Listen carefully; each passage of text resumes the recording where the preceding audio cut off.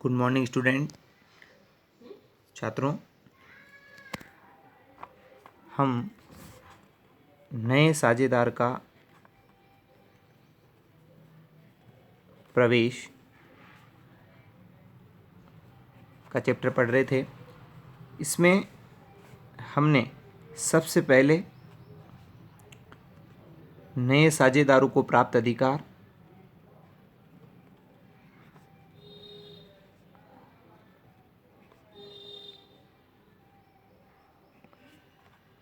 दूसरा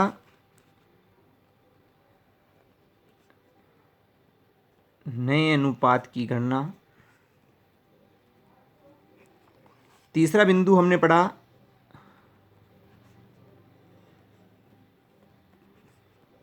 त्याग अनुपात की गणना, और चौथा बिंदु जो है हम पढ़ने जा रहे हैं ख्याति, जिसको हम कह सकते हैं गुडविल। बहुत इस पाठ का बहुत महत्वपूर्ण पॉइंट है गुडविल, ख्याति। आज हम उसको स्टार्ट करने जा रहे हैं। ख्याति, गुडविल की बात करें, ख्याति के सबसे पहले अर्थ की बात करें हम, तो ख्याति एक अदृश्य संपत्ति है। सीधा सा अर्थ है, दो तरह की संपत्तियां होती है, एक तो मूर्त संपत्ति होती है और एक अमूर्त संपत्ति होती है। तो ख्याति अमूर्त संपत्ति है, अदृश्य संपत्ति है, ऐसी संपत्ति जिसे न तो देखा जा सकता है न छुआ जा सकता है, सिर्फ महसूस किया जा सकता है, वो ख्याति कहलाती है। देखिए, ख्याति एक अदृश्य संपत्ति है जिसका वर्णन करना संभव है लेकिन परिभाषा देना कठिन है। इसकी परिभाषा दी ही नहीं जा सकती। यह व्यवसाय के अच्छे नाम, प्रतिष्ठा एवं संबंधों से मिलने वाला लाभ है। यह एक आकर्षण शक्ति है जो ग्राहकों को लाती है। व्यवसाय की प्रतिष्ठा का मूल्यांकन ही ख्याति कहलाती है। दूसरे शब्दों में हम कह सकते हैं, अर्थात एक सुस्थापित व्यवसाय को कुछ समय पश्चात और विस्तृत व्यवसाय संबंधों का लाभ होने लगता है। यह व्यवसाय नए स्थापित व्यवसाय की तुलना में, जो पुराना व्यवसाय है और जो नया व्यवसाय स्थापित हो रहा है, उसकी तुलना में अधिक लाभ कमाने में सहायता करता है। लेखांकन में ऐसे लाभ के मौद्रिक मूल्य को ख्याति कहा जाता है। तो आप समझिए कि सीधा सा अर्थ है, फर्म को लाभ होना चाहिए, मानना कि 10% लाभ होना चाहिए। जैसे कि 5 लाख रुपए की पूंजी है लगी फर्म में, ठीक है। अब इसका 10% लाभ होना चाहिए, मतलब कि 50,000 का लाभ होना चाहिए, और फर्म में प्रॉफिट होना चाहिए 50,000 का, ठीक है, इसके अकॉर्डिंग।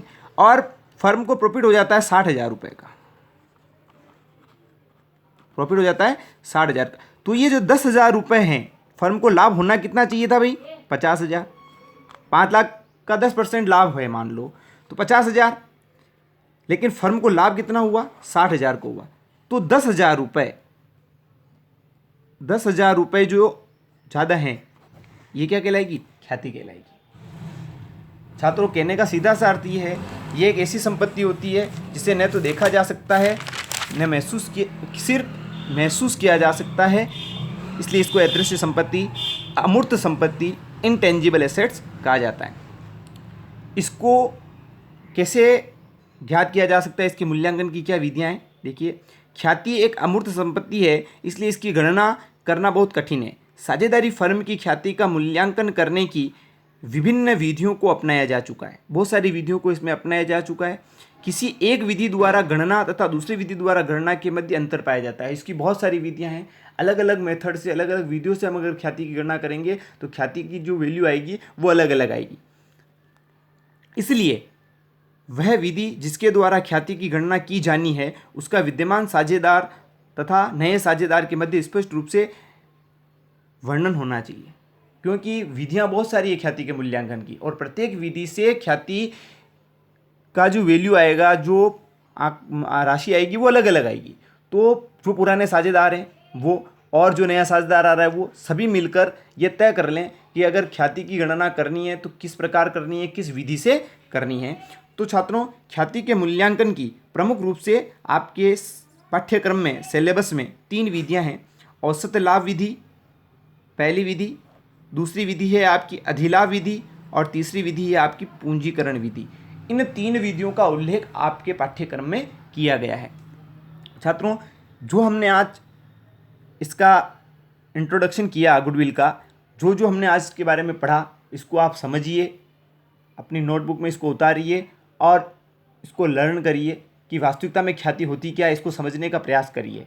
हम कल ख्याति के मूल्यांकन की विधियों को पढ़ना स्टार्ट करेंगे। उसमें हम सबसे पहले औसत लाभ विधि पढ़ेंगे। औसत लाभ विधि समझेंगे कि औसत लाभ विधि क्या होती है, जानेंगे, और उसके बाद उसके हम कुछ उदाहरण हल करेंगे। फिर क्रमानुसार हम आगे की विधियों को पढ़ते हुए आगे बढ़ेंगे। धन्यवाद।